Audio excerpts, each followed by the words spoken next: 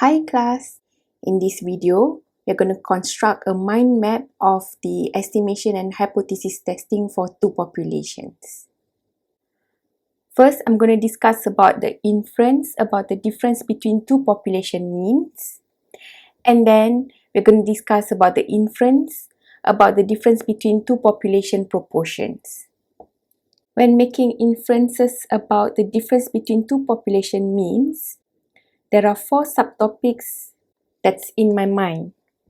Firstly, we will discuss the instance when the sample size of the first population and the second population are greater or equals to 30. This is when the sample size is large. In the second instance, we will discuss when the sample size of the first population and the sample size of the second population are less than 30. However, in this case, the population standard deviation or sigma 1 and the population standard deviation of the second population or sigma 2 is known. In the third instance is when the sample size of the first population or the first group and the sample size of the second population or the second group is less than 30. But in this case, sigma 1 is equals to sigma 2, but they are unknown.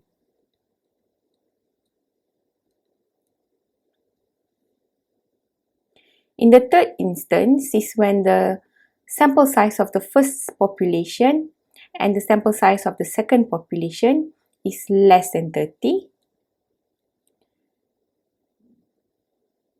Sigma 1 is not equals to sigma 2 and they are unknown.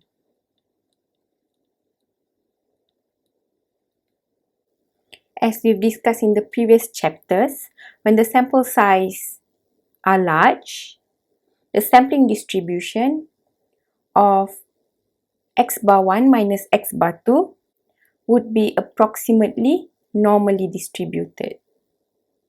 And the population mean of x bar 1 minus x bar 2 is equals to mu 1 minus mu 2. The standard deviation of x bar 1 minus x bar 2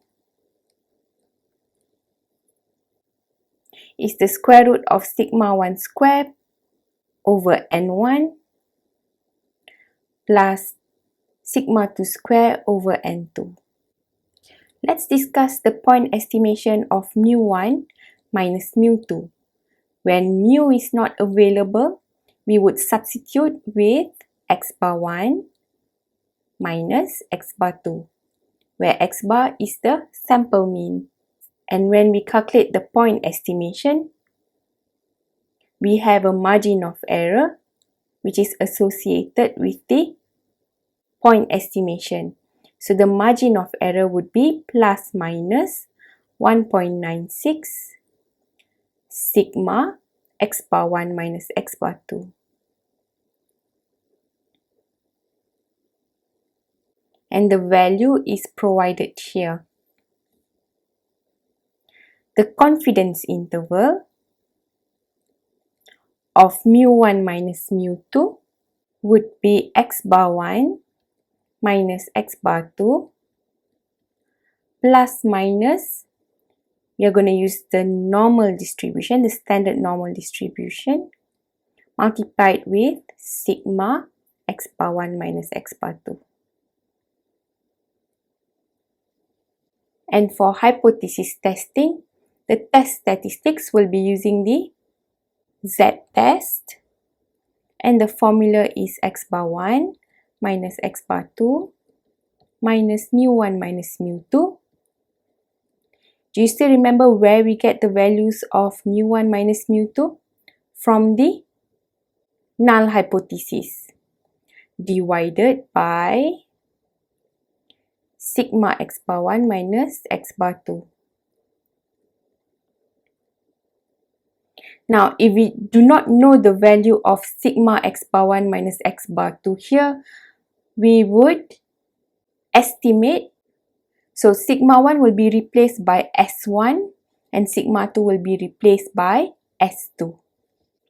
Class, what happens when the sample size is small and the population standard deviation of the first population and the second population are known? Yes, we will be using the standard normal distribution and the formulas will be exactly as the one here. So I'm going to make a reference to the formulas here. Okay, next. When the sample size are small and sigma 1 and sigma 2 is unknown but they are equal, then we will be using the t-test. And because sigma 1 and sigma 2 is unknown, we have the estimation of the population standard deviation as x bar 1 minus x bar 2. And in this case, we are going to use the pool standard deviation equals to the pool standard deviation multiplied by the square root of 1 over n1 plus 1 over n2. The formula is provided in the final exam. So you would just need to memorize that when the sample size is small and sigma 1 is equal to sigma 2 and unknown, you will be using the pool standard deviation. The formula for the pool standard deviation. And as we've discussed before, this is also the formula of the degrees of freedom for the t-distribution.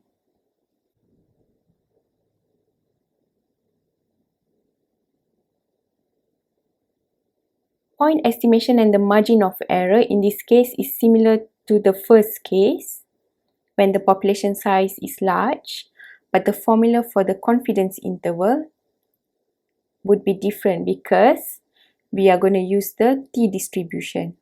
So x bar 1 minus x bar 2 plus minus t alpha over 2 as x bar 1 minus x bar 2. Right? And the formula for the sample standard deviation of the difference of x bar 1 minus x bar 2 is provided here. The test statistics would be using the t-distribution and the formula is similar to the one previously discussed, x bar 1 minus x bar 2 minus mu1 minus mu2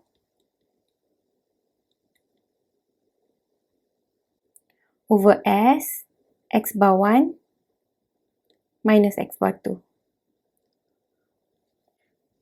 In the case where the sample size is less than 30, sigma 1 is not equal to sigma 2 and it is unknown, we would be also using the t-distribution.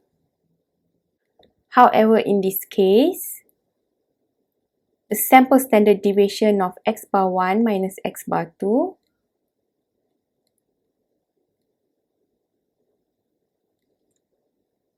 the formula is quite simple, similar to when the sample size is large, s1 square over n1 plus s2 square over n2. However, the formula for the degrees of freedom is more complicated. So this is how I would determine which formula to use. When sigma 1 is equal to sigma 2 and unknown, we need the pool standard deviation. When sigma 1 is not equal to sigma 2 and it's unknown, you'll be using the complex degrees of freedom formula. Which is s1 square over n1 square over n2 square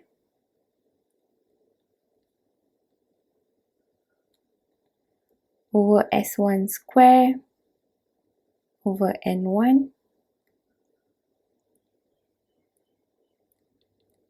s2 square over n2 n1 minus 1 over n2 minus 1. Now please remember that we need to round down this value if it's a decimal.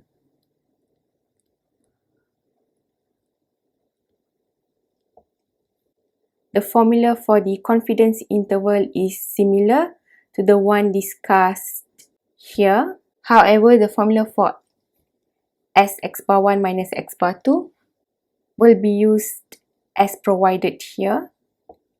And this is also the same for hypothesis testing. For the test statistics, we'll be using the t-distribution.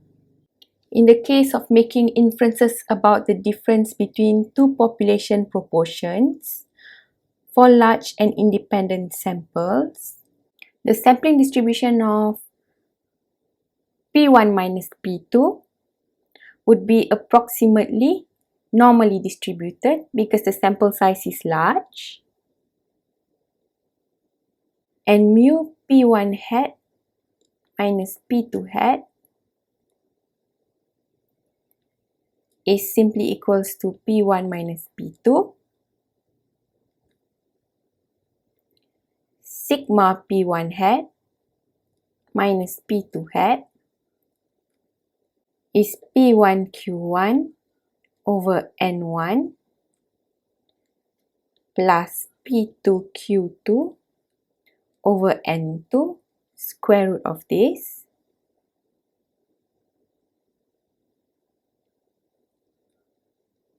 where Q1 and Q2, the failures, is simply 1 minus P1 and 1 minus P2. The point estimation of P1 minus P2 is simply P1 hat minus P2 hat.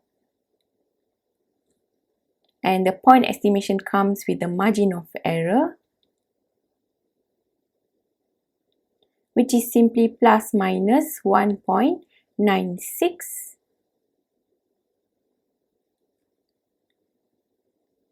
sigma P1 hat minus P2 hat. And so the confidence interval will be calculated as P1 hat minus P2 hat plus minus Z alpha over 2. Now in this case, we will not multiply with the population standard deviation because we do not know the actual values of P1 and P2. So in this case, we will be using the sample standard deviation of P1 hat minus P2 hat, where the sample standard deviation is simply the estimation of the population standard deviation. So instead of P1, we'll be using P hat 1, and instead of Q1, we'll be using Q hat 1. The formula for the test statistics of the hypothesis testing of P1 minus PQ is a bit different, where it is equals to Z P1 hat minus P2 hat minus P1 minus P2, where this value is obtained from the null hypothesis divided by the pooled standard deviation. We have P bar multiplied by Q bar multiplied by 1 over N1 plus 1 over N2. Q bar is simply 1 minus P bar, and P bar is x1 plus x2 over N1 plus N2, or there's another formula for it, N1 P1 hat plus N2 P2 hat divided by N1 plus N2. So class, here we have the mind map of the estimation and hypothesis testing for two populations.